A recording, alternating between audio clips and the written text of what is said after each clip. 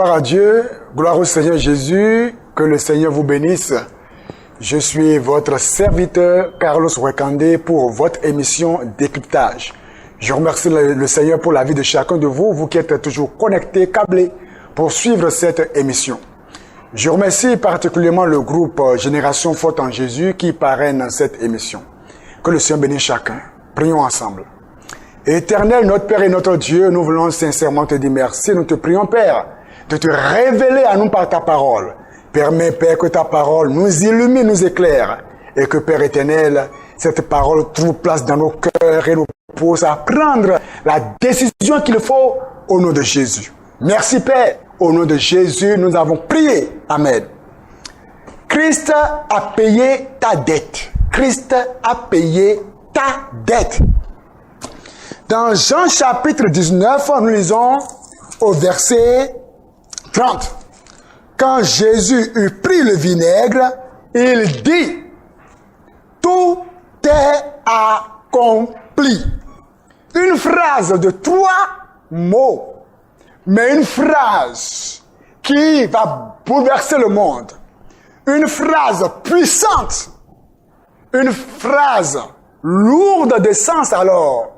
Tout est accompli. Et, baissant la tête, il rendit l'esprit. Tout est accompli. Christ a payé ta dette. Bien-aimé dans le Seigneur, j'ai une histoire à vous raconter. C'est l'histoire d'un homme qu'on appelle Hakim. C'est peut-être une histoire que vous connaissez déjà. Eh bien, Hakim, un jour s'amusait dans le village avec sa fronde, ce qu'on appelle souvent lance-pierre. Mais le roi du village avait un canard dont les plumes étaient de différentes couleurs. Le roi aimait tellement ce canard à cause des couleurs de ses plumes. Et le roi avait du plaisir parfois à s'asseoir et à regarder ce canard juste à cause des différentes couleurs de ses plumes. Mais un jour, alors que Hakim s'amusait avec sa fronde, Hakim s'amusait avec cette lance-pierre, sans le savoir, il lance la pierre et la pierre va directement sur le canard, abat le canard et le canard du roi vient de mourir. Hakim prit peur, car tout le monde sait que ce canard-là était le canard du roi et que le roi l'aimait beaucoup. Hakim a eu peur. Il dissimula le canard. Il prit le canard et le dissimula, le cacha, l'enterra. Parce qu'il sait que si jamais le roi apprend qu'il a tué ce canard, il pouvait en mourir. Alors, pour Hakim, c'est que cette histoire est terminée, personne ne l'a vue. Mais un jour, alors que Hakim partait au champ, il y avait un chemin par lequel il devrait passer obligatoirement. C'était l'unique chemin pour aller au champ. Et pendant qu'il s'y rendait, il y a un monsieur qui l'aperçut et dit, « Cher ami, venez s'il vous plaît. » Hakim s'approcha de lui et lui dit, « Mais si tu pars au champ aujourd'hui et que tu reviens, on fera moitié-moitié par rapport au produit que tu aurais ramené. » Mais pourquoi moitié-moitié? Hakim était étonné. Pourquoi moitié-moitié? Il dit, mais non, mais c'est comme ça. Mais pourquoi moitié-moitié? Il dit, non, c'est comme ça. Mais pourquoi? Je ne te donne rien. C'est mon champ, mes produits, j'en fais ce que je veux. Répondit Hakim. Et le monsieur ricana et lui dit, cher ami, approche tes oreilles. Tu as oublié le canard du roi. Ou bien tu veux que le roi apprenne que tu as tué son canard? C'est là que Hakim, ses yeux s'ouvrirent et il comprit que la chose n'était pas restée si cachée comme il le pensait. Ce monsieur l'avait vu quand il tuait le canard. Alors il va au champ, il revient. Effectivement, ils ont partagé tous les produits en deux. Un autre jour encore, il part au champ, il revient. Le monsieur était encore là. Cher ami, bonne arrivée, apporte les produits. Non, mais jusqu'à quand? Oh, le canard du roi, si tu bronches encore, je l'informerai. Et Hakim, désormais, était sous servitude. Hakim, désormais, était devenu dépendant. Hakim était rempli de culpabilité. Mais pourquoi? Jusqu'à quand vais-je dépendre de ce monsieur? Et moi, je fournis mes efforts. Lui s'assoit, il mange mes choses. Parce que quoi? J'ai simplement, sans le savoir, tué le canard du roi. Et c'était ainsi. Hakim n'osait pas aller voir le roi parce qu'il savait que le roi allait le tuer. D'ailleurs, le roi avait demandé dans le village qu'on lui cherche la personne qui a tué son canard. Et les recherches avaient été faites en vain. Mais ce monsieur savait que c'est Hakim qui a tué ce canard. Jusqu'à quand Hakim serait sous esclavage? Un jour, Hakim se leva et dit, j'irai vers le roi. J'irai chez le roi et je dirai au roi, c'est moi qui ai fait telle chose. S'il faut que je meure, je mourrai. Mais je n'accepte pas de continuer à rester sous servitude de ce monsieur-là. Et un jour, Hakim prit ses forces et il allait au palais. Il toqua. Vous voulez voir qui? Le roi. Vous, le roi? Pourquoi? Je veux le voir. Le roi demandait à ce qu'on le fisse venir. Il vient, il dit, roi, il se prosterne face contre terre. Et il dit, roi, que ta colère soit apaisée envers moi, car le canard, ton canard a plusieurs couleurs de plumes. C'est moi qui l'ai tué sans le savoir. Ah bon? Répliqua le roi, c'est donc toi le meurtrier? C'est toi le criminel qui a tué mon canard? Alors Hakim était désemparé. Hakim comprenait que sa mort était arrivée. Il dit, roi, pardonne-moi, je n'ai pas fait exprès. Le roi le regarde. Et après un long silence, il dit, lève-toi. Comme tu es arrivé de toi-même, le déclarer, tu es pardonné. Vas-y en paix. Plus rien ne t'arrivera. Et c'est comme ça que Hakim, il pouvait sentir la paix dans son cœur. Il pouvait sentir un fardeau quitter son cœur. La joie est revenue. Il pouvait sauter, trottiller. Oh, quand on te pardonne, quand tu es pardonné. Un jour, il partait encore au champ et il dansait, il chantait sur la voix. Et soudain, l'autre monsieur, l'accusateur, le voit et dit, ah mais, quand tu as dansé comme ça, tu danses. Le meurtrier qui danse. Pourquoi tu danses? Pourquoi tu danses? Tu as oublié le canard du roi. Il pensait que ça allait encore faire peur à Hakim. Hakim dit, mais c'est quoi le canard du roi? Il dit, mais quand il dit là, tu as oublié que tu as tué le canard du roi et que si le roi l'apprend, tu vas mourir. Il dit, mais non, mais ça c'est rien. Le roi ne me fera rien. Il dit, mais si tu pars au champ, tu reviens, on fait encore 50-50. D'ailleurs, aujourd'hui, je prends 70, tu prends 30%. Parce que tu es insolent. Il dit, tu n'auras rien. Hakim dit, tu n'auras rien. Il dit, ah bon, de ce pas, je vais chez le roi. Il dit, va voir le roi. Va voir le roi, mon ami, l'accusateur. Parce que moi-même, je suis déjà allé voir le roi. Cher ami, j'ai à te dire une chose. Va voir Dieu maintenant avant que Satan n'aille le voir encore pour continuer à t'accuser. Je sais que dans ton âme, il y a des choses qui te pèsent. Il y a des choses qui t'accusent. Il y a des fardeaux sur ta conscience. Des choses que tu as faites. Et tu sens, toi, ce fardeau. L'avortement. Tu ressens encore le cri de ce bébé dans tes oreilles. Et tu te dis, mais qui peut me pardonner? Et le diable, le méchant, l'accusateur, il met sur toi ce fardeau. Pourquoi ne pas courir pour aller voir le roi des rois qui est Jésus, qui te pardonnera? Puisque Matthieu chapitre 11, verset 8 dit, venez à moi, vous tous qui êtes fatigués et chargés, et je vous donnerai du repos. Hakim est allé voir le roi. Il a été pardonné. L'accusateur a été défait. Lorsque tu reconnais que tu as péché contre Dieu, tu te lèves, tu dis, Seigneur, j'ai péché. Ce n'est pas les j'ai péché qu'on dit aujourd'hui. Et puis après, on va encore commettre. Non! On a le cœur contrit. Oh Seigneur, regarde mon âme qui est souillée par la pornographie. Oh Seigneur, la masturbation qui ruine mon âme. Oh Seigneur, l'adultère, la fornication. Oh Seigneur, la colère qui ruine ma destinée. Oh Seigneur, change ma vie Seigneur, je suis coupable.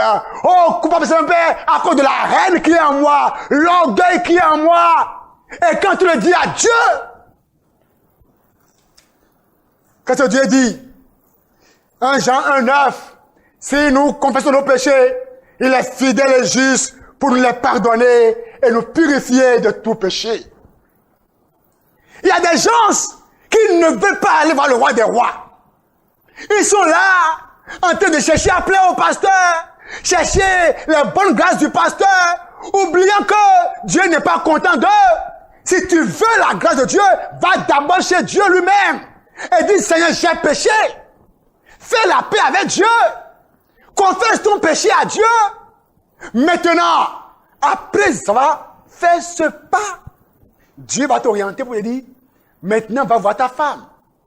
Tu as commis l'adultère, va dire ça à ta femme. Parce que tu l'as offensé. Tu es ouvrier dans l'église, tu es ouvrière, tu as commis l'adultère, la fornication, va dire ça à ton pasteur. S'il y a une sanction, assume cela. Il faut venir à Jésus maintenant. Parce que tout est clair que, mes frères et sœurs, nous sommes en train de partir vers la fin du monde. La fin des temps. Dans quelques instants, la trompette va retentir. Dans le monde entier. C'est vrai, il y a beaucoup d'assemblées, beaucoup de gens qui crient Dieu, Dieu, Dieu, Dieu. Mais le temps vient déjà où Jésus va tamiser. On saura qui est qui, il dit, je connais ceux qui m'appartiennent.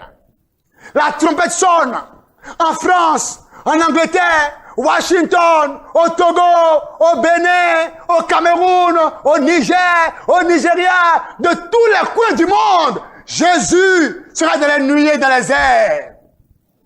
La trompette retentit et tel un aimant attire le fer. Nous serons attirés vers le ciel, vers Jésus. Ce commentaire sera changé et nous irons dans les airs pour rencontrer le Seigneur. Oui. Et après cela, ceux-là, comme toi peut-être, qui me suivent là, qui sont impénitents, ceux qui refusent de se repentir, ceux qui refusent et qui aiment le péché, qui aiment la cachotterie, qui aiment les jeux de jacouette dans le péché, ils vont rester sur la terre et ils vont subir les affres de la grande tribulation qui se prépare à grands pas. C'est pour ça maintenant, tu dois courir comme Hakim pour aller vers le roi pour dire, Jésus, voici ma vie. Je ne peux rien te cacher. Ah oui, il dit quoi? 2 personnes seront dans un champ. L'un sera pris et l'autre laissé. Quand on dit un champ, ce n'est pas le champ du cultivateur. Le boulot, c'est un champ. Le champ de l'entreprise. Pendant que vous travaillez comme ça, chacun dans son bureau, la trompette sonne. Toi, tu n'es pas prêt, tu restes. L'autre là-bas est prêt. Eh bien, il entend le son, il laisse ses vêtements, son corps est changé, il s'en va. Le chant de l'église, peut-être qu'on est là, en train d'écouter le message, mais on dit, louer Dieu, oh, Jésus est mon ami de tous les jours. Le fornicateur danse, l'adultère est en train de danser, le menteur est en train de danser, le juste là, il danse, mais Dieu connaît qui est pour lui. La trompette sonne. Sur 50 personnes dans l'église, c'est un seul qui est prêt, il est enlevé. Papa, maman dorment. Papa refuse de se repentir. Il aime les choses des fétiches, les gris-gris. Et il refuse d'aller vers le roi des rois. Et dans les fétiches, non, nous là, on va adorer ce que les ancêtres doivent adorer. La trompette sonne. Son épouse est enlevée. Les enfants reçus le Seigneur sont enlevés. Il reste là. Les cris vont commencer. En France, au Togo, partout. Ah, mon enfant a disparu. Ah, mes enfants, ah, mon mari. Et c'est comme ça. C'est maintenant qu'il faut aller vers le roi des rois. Avant qu'il ne soit trop tard. Parlons de trop tard, je finis avec cette histoire. Dans un village, il y avait un monsieur, il y avait un roi. Tous les villageois étaient débiteurs à son égard. Et tous lui doivent de l'argent. Le roi était très riche. Mais un jour, le roi se décide à remettre les dettes de tous les villageois. Et une annonce passe maintenant et est affichée partout. Le roi dit, quiconque viendra me voir demain, au plus tard, avant midi, avec ses dettes listées sur une feuille, je lui pardonne tout, je lui remets ses dettes, il n'ira pas en prison. Et le jour vient, les gens, au lieu de croire à la parole du roi et d'aller vers le roi, les gens ont commencé la philosophie, comme toi d'ailleurs, qui aime raisonner. Tes raisonnements, l'enfer n'a pas peur de tes raisonnements. L'enfer n'a pas peur de ton bac A1, bac B, mais bac C. L'enfer s'en fout de ton bac F4. Il s'en fout. L'enfer mange les scientifiques. L'enfer mange les docteurs. L'enfer mange les PDG. L'enfer mange les pauvres. L'enfer mange les religieux. L'enfer n'a pas égard à ton français que tu parles. Mais l'enfer ne peut pas boire le sang de Jésus. C'est pour ça que quiconque vient à Jésus et se répand, le sang de Christ le couvre. L'enfer n'a pas de puissance sur quiconque est recouvert du sang de Jésus. Et les gens raisonnaient. Oh non, faut faire attention, c'est un piège. Si on part là-bas, il va nous emprisonner. Oh attention, c'est un piège. Il sonne 10h, 10h30, 11h. Personne n'est allé voir le roi. Le roi était assis dans son palais, attendant que les gens viennent pour qu'il leur remette leurs dettes. Personne n'est arrivé. Chacun était au dehors, raisonnant, critiquant, se croyant sage. Les vieux qui se croient plus sages. Les jeunes se croient intelligents. Mais il y a un monsieur et sa femme qui ont dit, nous là, on ira là-bas. Et ils ont pris une feuille. Ils ont écrit toutes leurs dettes. Ils viennent à l'endroit. Les gens se mettent à ricaner. Oh, les niais, mari niais, femme niais. Alors vous là, vous servirez de cobaye. Vous serez emprisonné par le roi. Vous serez emprisonné. Ils ont dit, on est prêt à tout. Ils rentrent au palais. Le roi était assis là, impatient. Le roi dit, venez. Que voulez-vous? Ils ont dit, on est venu avec la liste de nos dettes, roi. Nous croyons en ta parole.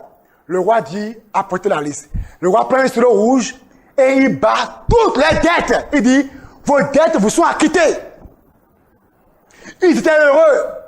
Ils voulaient retourner quand le roi dit, non, attendez, ne bougez pas. Qu'il sonne midi. Jusqu'à midi, personne n'est arrivé.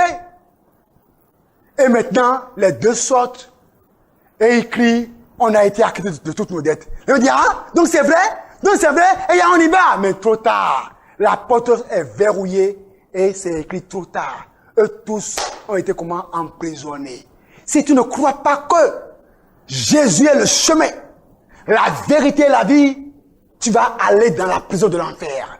Si tu continues à croire que les fétiches peuvent te libérer, c'est la prison de l'enfer. Jésus te dit, viens à moi. Pour que je te libère, 1, de tes péchés. Que je te libère, 2, de tes maladies.